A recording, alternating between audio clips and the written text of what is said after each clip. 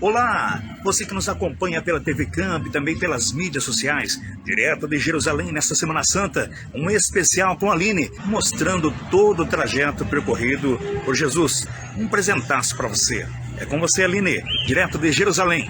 Shalom! Shalom! Nós estamos em Jerusalém porque hoje a gente vai seguir os passos de Jesus de quinta-feira até domingo. Vamos começar! Sejam muito bem-vindos ao cenáculo, ao local da última ceia. Aqui vai ser onde Jesus vai se reunir com seus apóstolos na quinta-feira de noite para fazer o Seder de Pessach, o jantar da Páscoa judaica. E o que vai acontecer quando eles estão reunidos em volta dessa mesa? Jesus vai prever a traição, como está escrito em Mateus 26, a partir do versículo 20. Ao anoitecer, Jesus estava reclinado à mesa com os 12. E enquanto estavam comendo, ele disse: "Digo-lhes que certamente um de vocês me trairá." Eles ficaram muito tristes e começaram a dizer-lhe um após o outro: "Com certeza não sou eu, Senhor." Então foi nesse local onde Jesus ele vai prever a traição de Judas.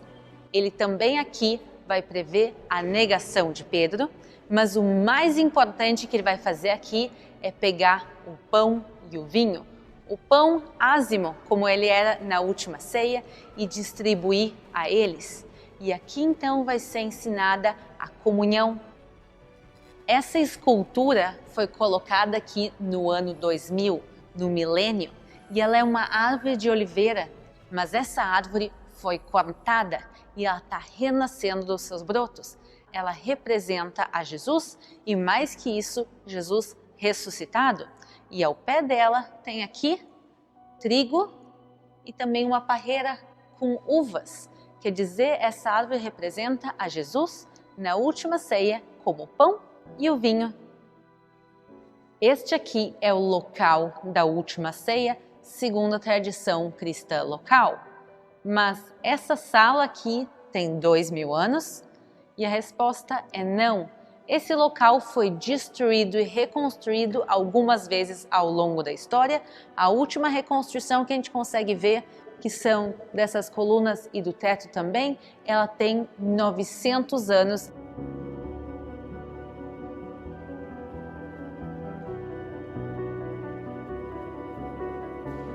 E depois da última ceia, Jesus vai pegar 3 dos seus apóstolos e ir orar em Getsemane, para onde a gente vai agora. Então, pessoal, vamos fazer uma caminhadinha. E chegamos agora no jardim de Getsemane, que em hebraico se chama Gat Shmanim, que quer dizer literalmente o local da prensa de azeite. E faz todo sentido, já que a gente está nos pés do Monte das Oliveiras. Se juntavam as azeitonas aqui, e aqui se fazia prensa, e esse azeite podia ser usado para muitas coisas nos tempos bíblicos. Entre eles, o melhor azeite era usado para unção, era usado para menorá, para o candelabro do Templo de Jerusalém. Mas a gente veio aqui hoje por causa desse jardim e do que aconteceu nele nos tempos de Jesus. E como está escrito em Marcos capítulo 14: "E foram a um lugar chamado Getsemane, e disse aos seus discípulos: Assentai-vos aqui enquanto eu oro. E tomou consigo a Pedro e a Tiago e a João, e começou a ter pavor e angustiar-se. E disse-lhes: A minha alma está profundamente triste até a morte. Ficai aqui e vigiai. E tendo ido um pouco mais adiante, prostrou-se em terra e orou para que, se fosse possível, passasse dele aquela hora." E quando Jesus se afasta, ele vai até uma pedra. E sobre essa pedra foi construída essa igreja que se chama a Igreja da Agonia, que a gente também vai conhecer agora. E tem uma coisa brasileira aqui dentro. E foi nesse lugar então que Jesus diz: Abba, Pai, tudo é possível para ti. Peço que afastes de mim esse cálice, contudo, que seja feita a tua vontade e não a minha. E então, essa pedra na frente do altar, onde tem uma grade escura em volta, essa é a pedra da agonia, onde Jesus também vai suar sangue. Mas o que tem de brasileiro dentro dessa igreja?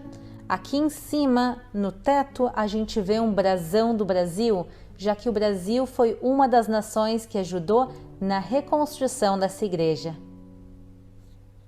E ele volta ao jardim e encontra os apóstolos dormindo, e ele fala o seguinte: Simão, dormes? Não podes vigiar 1 hora? Vigiai e orai, para que não entreis em tentação. E aí ele se afasta mais uma vez para orar, e ele volta ao jardim e mais uma vez eles estão dormindo. E ele vai voltar uma terceira vez ao jardim. E chegando aqui pela terceira vez, Jesus vai dizer: levantai-vos, vamos, eis que aquele que me trai está chegando. E justamente quando ele fala isso, quem chega aqui é Judas Iscariotes, com uma multidão que se aproxima. E Judas vai dar o beijo da traição em Jesus. E depois disso, Jesus também vai ser preso e levado até o sumo sacerdote Caifás, para onde a gente vai agora. Então, vamos seguir o nosso passeio e vamos para a casa de Caifás, que fica no Monte Sião. Vamos lá! E chegamos agora na igreja que se chama San Peter in Gallicanto, a igreja de São Pedro no Cantar do Galo. E essa igreja está construída sobre os restos históricos da casa de Caifás. Mas por que o nome de Pedro nessa igreja? Essa história se conecta com a última ceia, onde a gente teve há pouquinho tempo atrás. A gente vê aqui a mesa da última ceia e Jesus aqui apontando a Pedro e mostrando o número 3. Ele está aqui prevendo as 3 negações de Pedro que vão acontecer quando ele está dentro da casa de Caifás. Então, dentro desse local, é tanto o local onde Jesus ficou preso, como também do lado de fora, onde Pedro negou a Jesus. Mas vamos agora entrar e realmente conhecer onde que Jesus ficou preso.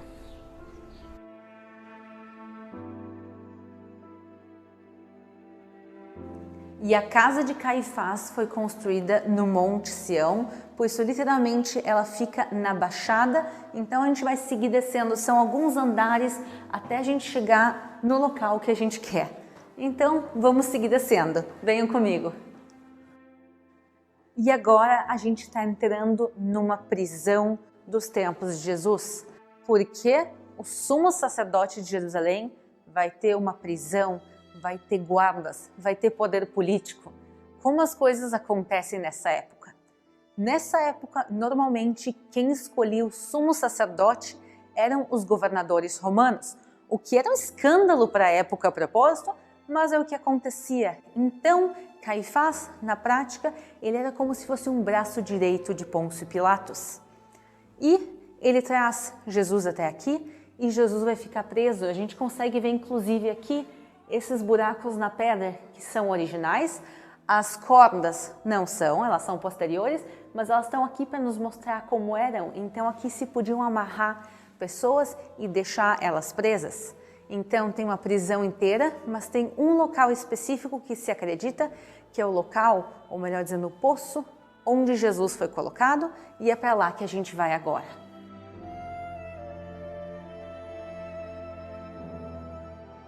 E esse lugar, ao mesmo tempo, é tão simples, mas tão significativo.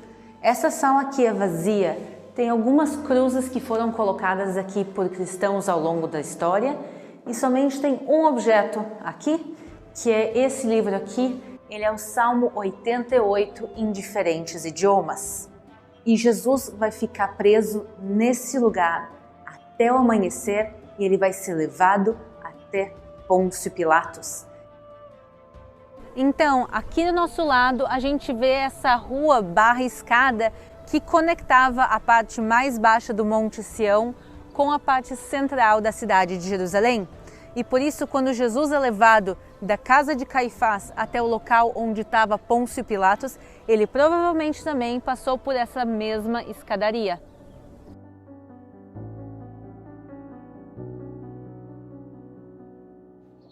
Cruzamos a cidade de Jerusalém até o local onde ficava a fortaleza de Antônia. Essa fortaleza colossal foi construída anos antes pelo rei Herodes o Grande. E dentro dessa fortaleza vai ser onde Pôncio Pilatos vai julgar e condenar a Jesus à morte.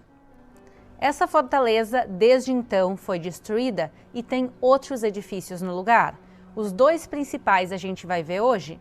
Um deles a gente já vê na nossa frente, que é a Igreja da Flagelação, que é, como o nome indica, o local onde Jesus vai ser flagelado, receber a veste púrpura e também a coroa de espinhos. A segunda igreja que a gente vai visitar é o local onde Jesus recebe a cruz. A crucificação era uma prática comum dentro do Império Romano e, por isso, durante a crucificação de Jesus são agregados elementos que não eram feitos em outras crucificações da época. Entre elas é que Jesus teria que carregar a sua própria cruz até o local da crucificação, o Calvário. Então, como a gente viu, aqui é o local de julgamento de Jesus, flagelação e recebimento da cruz. E a partir daqui ele vai fazer todo o caminho carregando a cruz até o local do Calvário, até o local da crucificação, e é esse mesmo caminho que a gente vai fazer agora juntos. Então, venham comigo.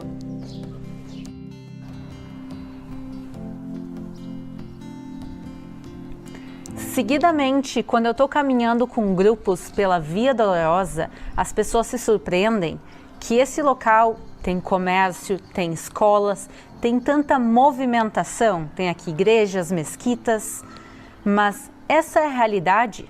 Quando Pôncio Pilatos ordena Jesus carregar a cruz até o Calvário, ele faz isso com o objetivo de humilhar Jesus e que o máximo de pessoas vejam a humilhação e o sofrimento dele. E por isso a ideia é que ele passe na frente dos mercados, na frente das escolas, na frente dos lugares, para que o máximo de pessoas vejam isso. Então, faz todo o sentido do mundo que seja assim até os dias de hoje.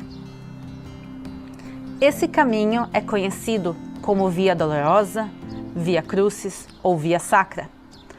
Via Dolorosa também é o nome em latim e por isso quando a gente vê aqui indicado nas placas o próprio nome da rua é Via Dolorosa, por causa do nome em latim, que também nesse caso é o mesmo que em português. Como eu já comentei em alguns outros vídeos, a cidade velha de Jerusalém, hoje em dia, ela é dividida em 4 bairros. O bairro judaico, o bairro cristão, o bairro armênio e o bairro muçulmano, e a Via Dolorosa hoje em dia se encontra no que é o bairro muçulmano.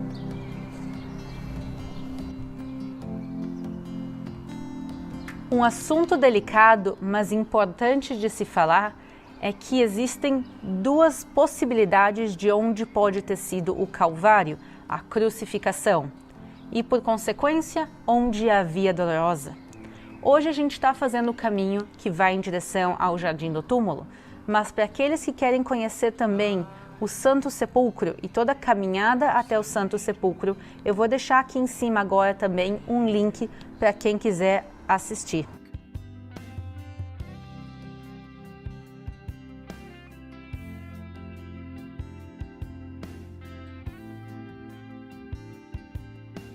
E saímos agora pelo portão de Damasco e a gente está do lado de fora das muralhas.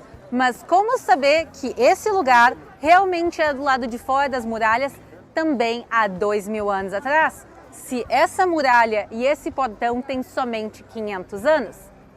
Porque aqui a gente vê essa parte mais baixa, são escavações arqueológicas. E esse pequeno portão era parte de um portão triplo que dava acesso à cidade de Jerusalém. Então a gente sabia que a cidade chegava também até esse local no período romano. E isso é importante porque a gente sabe que as crucificações eram feitas do lado de fora das muralhas e também eram próximas a um portão ou uma zona bem movimentada, pelo mesmo motivo que a gente falou antes, que eles queriam que isso fosse uma coisa pública e que o máximo de pessoas assistissem. E essa aqui é a rua que se chama Kondratyk e ela é o final da Via Dolorosa. Esse caminho que tem no total 1 quilômetro e que a gente vai terminar agora no local conhecido como o Jardim do Túmulo. No Jardim do Túmulo a gente vai encontrar os lugares mais importantes do dia de hoje. A gente vai ter uma vista para o Monte Calvário, a gente vai ver o Jardim de José de Arimateia e principalmente o sepulcro vazio de Jesus.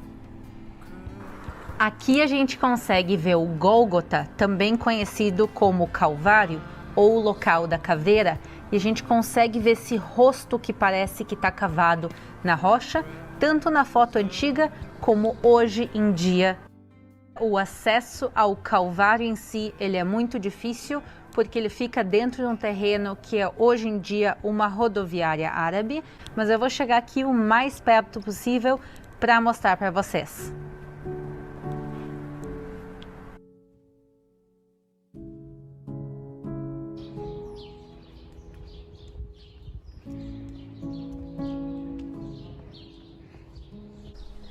Chegamos agora no sepulcro vazio e vamos ver um pouco da arqueologia desse lugar antes de a gente entrar. A primeira coisa que a gente vê aqui é uma parte elevada de pedra que cria uma espécie de uma canaleta. Para que isso? Aqui ficava a pedra que rolava e que fechava a entrada da caverna. Essa pedra ela desapareceu ao longo dos séculos, mas eles trouxeram para cá outra pedra que foi trazida de Hebron, é a cidade dos patriarcas de Abraão, Isaac e Jacó e as suas esposas, com exceção de Raquel, que está enterrada mais próxima daqui, no caminho de Belém. Então, essa pedra aqui, ela é igual à que fechava a entrada, só que menor. Então, imaginem ela maior e ela é usada para fechar o sepulcro. E agora sim, vamos entrar.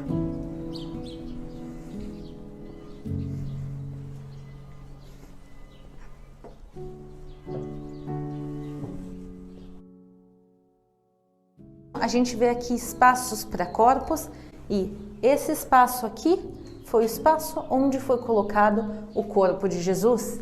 E também aqui atrás a gente vê uma cruz vermelha pintada. Essa é uma cruz bizantina, quer dizer, ela foi pintada, segundo a tradição local, no próprio período bizantino, que é o primeiro período cristão de Israel. O corpo de Jesus foi colocado aqui na sexta-feira. O sábado, que é o Shabat, o dia de descanso, o sepulcro está fechado. E no domingo, as Marias vêm para cá e encontram o sepulcro aberto e vazio. E assim ele está até os dias de hoje. A gente vai encontrar uma pessoa muito especial aqui no jardim. A gente está aqui com João Batista, que ele é professor e voluntário aqui no Jardim do Túmulo e também brasileiro. Então Amém. Eu queria perguntar para ti como esse local aqui se encaixa nas narrativas bíblicas, nas narrativas dos evangelhos. É bom lembrar algo interessante. A Bíblia diz que Jesus sai para fora da cidade e é crucificado num lugar chamado Caveira, Calvário, Gólgota, que é bem próximo da onde que nós estamos aqui. Também é bom lembrar que a Bíblia diz o seguinte, que próximo da área de crucificação havia um jardim, um pomar, um lugar agrícola e um túmulo cavado na rocha, como podemos ver aqui. Esse túmulo aqui encaixa-se muito bem no que está escrito na Bíblia.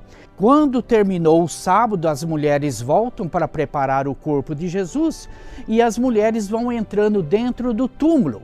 E elas chegam na entrada do túmulo e olham para dentro e vê os panos que foram enrolados o corpo de Cristo. E a Bíblia diz também que na parte direita do túmulo havia um anjo na cabeceira e outro aos pés dentro do túmulo. E a Bíblia diz que os anjos dialogaram com as mulheres também naquela manhã de ressurreição. né? Então esse túmulo aqui encaixa no que está escrito nos versículos bíblicos que nós estamos falando e mostrando para vocês aqui. Então encaixa-se muito bem no que está escrito. E João, agora eu queria pedir para ti mandar uma mensagem para todos os brasileiros que estão nos assistindo para uma boa Páscoa. Bem, amém. Lembra que a Bíblia fala que naquele manhã de ressurreição, as mulheres saíram alegres de dentro do túmulo e foram anunciar que Jesus ressuscitou. E essa é a mensagem que eu tenho para deixar para você. Nós estamos alegres e felizes porque Ele ressuscitou. E a minha mensagem para você é que nós vamos seguir fazendo como as mulheres fizeram. Anunciar aquele que ressuscitou. Porque isso traz refrigério e alegria para o nosso coração. Então, feliz Páscoa para você. Esperamos vocês aqui no Jardim do Túmulo na próxima oportunidade. Espero que tenham gostado do passeio do dia de hoje aqui por Jerusalém. E o principal de tudo, pessoal, é Feliz Páscoa para todo mundo. Um grande beijo e a gente se vê na próxima. E tenham todos uma feliz Páscoa!